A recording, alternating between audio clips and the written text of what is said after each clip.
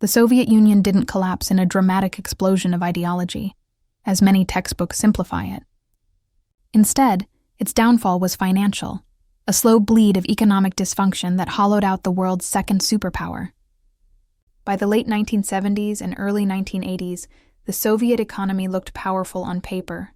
Vast oil and gas reserves, heavy industry, and a military that rivaled the United States.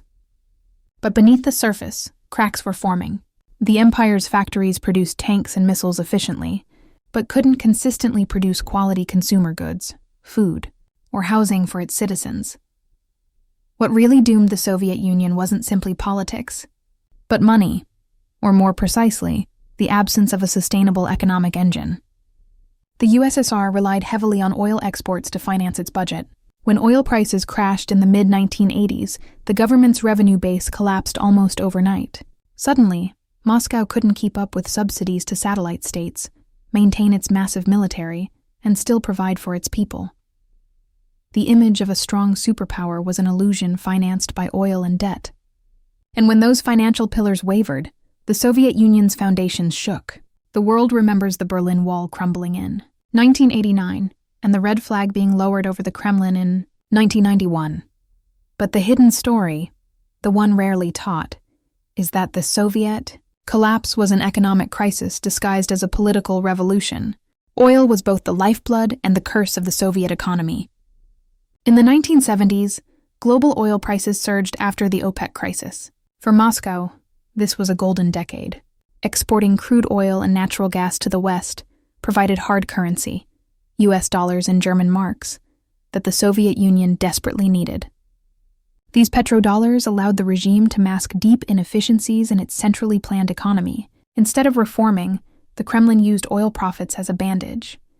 Factories could remain inefficient because foreign currency from oil sales propped them up. Agricultural shortages could be covered by importing grain from the United States and Canada, ironically feeding the Soviet people with capitalist crops. Military spending could expand unchecked. Oil gave the illusion of strength, but it also bred dependency. Then came the disaster. In the mid-1980s, oil prices collapsed, falling from over $30 a barrel to under $12. For an economy where more than half of export revenue came from energy, this was catastrophic. The Soviet state budget, already bloated, lost its main source of income.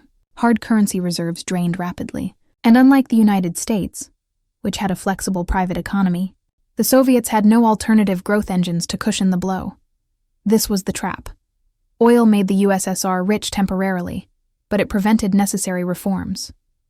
And when the global market shifted, Moscow was left exposed, dependent, and broke. Gorbachev's leadership coincided with this crisis, and many of his reforms, perestroika, glasnost, were attempts to patch a budgetary collapse, not simply ideological experiments. For decades, the Soviet Union poured astronomical sums into its military-industrial complex. The logic was simple. Survival in a hostile world depended on strength. By the early 1980s, up to 25% of Soviet GDP went into defense spending, an unsustainable figure compared to America's 6%. This was the paradox. The USSR could rival the US in warheads and tanks, but couldn't reliably produce shoes, televisions, or fresh meat for its people. A Soviet citizen could see nuclear missiles on parade, but might wait hours in line for bread. The Cold War arms race was financially devastating. Ronald Reagan's military buildup in the 1980s intensified this burden. The US ramped up defense spending, forcing the Soviets into a dangerous game of catch-up. Initiatives like the Star Wars Strategic Defense Initiative may have been more psychological than practical, but they forced Moscow to commit scarce resources to projects it couldn't afford. Internally, the Soviet military complex consumed resources that could have modernized agriculture or consumer industries. Every ruble spent on a missile was a ruble not spent on a loaf of bread. This imbalance created a society that looked strong to the outside world, but fragile within. By the late 1980s, the contradiction was unsustainable. A superpower with weapons it couldn't afford and citizens it couldn't feed. When oil revenues fell and military expenses soared, Moscow turned increasingly to foreign borrowing. In the late 1970s and 1980s, Western banks were willing to lend billions to the Soviet Union. Why? Because the USSR still appeared stable. with vast resources and a government that never defaulted. But appearances hid fragility. Hard currency loans, especially in US dollars, became essential for financing imports. Soviet citizens didn't know it, but their food, machinery, and even medicine often depended on Western credit. The ruble was non-convertible on international markets, so Moscow had no choice but to borrow in dollars and marks. By the late 1980s, the Soviet foreign debt ballooned to nearly $70 billion.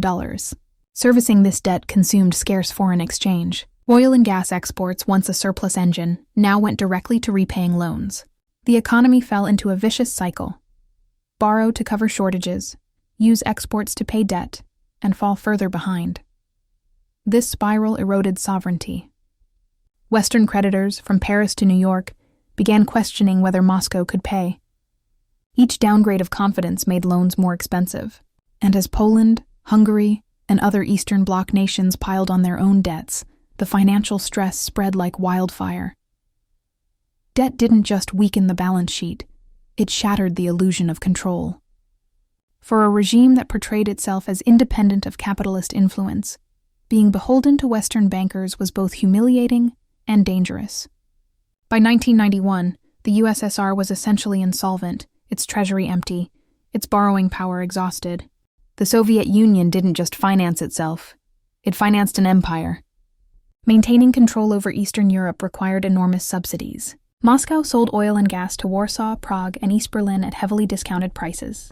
It extended cheap loans and shipped food, machinery, and weapons at below-market rates. During the good years, oil money covered these costs. But in the 1980s, subsidizing the Eastern Bloc became a crushing burden. Poland, drowning in its own debt crisis, demanded more aid. East Germany relied on Soviet support to keep its industries afloat. Hungary and Czechoslovakia followed the same path. Instead of strengthening the empire, these subsidies hollowed it out.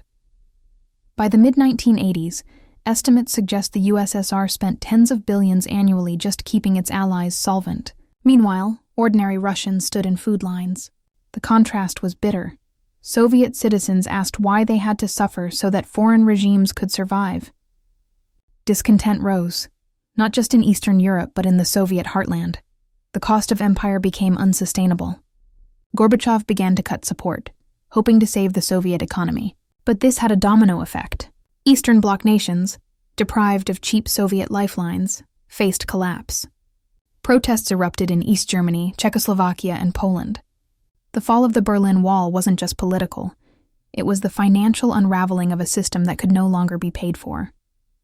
By the late 1980s, the Soviet Union faced not only financial strain but a collapse of trust. Citizens no longer believed the promises of the state.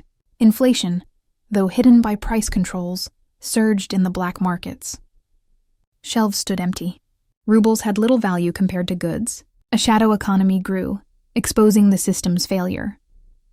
Internationally, the crisis was equally clear. Western investors, once willing to extend credit, pulled back. Eastern Bloc states broke away, refusing to remain tied to Moscow's sinking ship. Even the Soviet elite lost confidence. Party officials hoarded dollars, bought goods abroad, and quietly prepared for the worst. Gorbachev's reforms, intended to rebuild, unintentionally accelerated the collapse. Glasnost opened space for criticism, and suddenly citizens spoke openly about shortages, corruption, and incompetence. Perestroika tried to decentralize the economy, but created chaos instead. Enterprises were free but lacked markets, supplies, or pricing mechanisms. Instead of revival, the reforms revealed bankruptcy. Confidence is invisible but essential.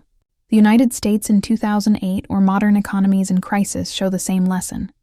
When belief in money, credit, and institutions evaporates, collapse speeds up. By 1990, the Soviet Union had lost this intangible asset. And without confidence, no empire, however armed, can survive. In December 1991, the Soviet Union officially ceased to exist. The final blow wasn't delivered by American missiles or German protests, but by empty coffers. The state could no longer pay its bills, feed its people, or finance its empire. The ruble collapsed. Debt payments were impossible. Soldiers went unpaid. The illusion of power dissolved into economic truth. The last months of the USSR were marked by chaos. Factories stopped, wages lagged, and republics declared independence. Russia itself, under Boris Yeltsin, seized control of state assets, leaving Gorbachev powerless. In the end, a nuclear superpower disintegrated not on the battlefield, but in the balance sheet. History often frames the Soviet collapse as ideological. Capitalism defeated communism. But reality is sharper. Money defeated Moscow. The Cold War was not won by speeches or slogans alone. It was won in oil markets, debt ledgers, and consumer shortages. The financial rot inside the Soviet system proved more fatal than NATO tanks ever could. For the United States, the lesson is sobering. Economic power is the ultimate foundation of geopolitical strength. A nation can brandish weapons, but if its finances collapse, so too does its influence. The fall of the Soviet Union is not just a Cold War memory. It is a warning. Empires rarely fall in flames. They wither in deficits, shortages, and loss of confidence. The Red Flag's descent from the Kremlin was a symbolic end, but the true story was financial exhaustion. Money was the battlefield, and the Soviet Union lost.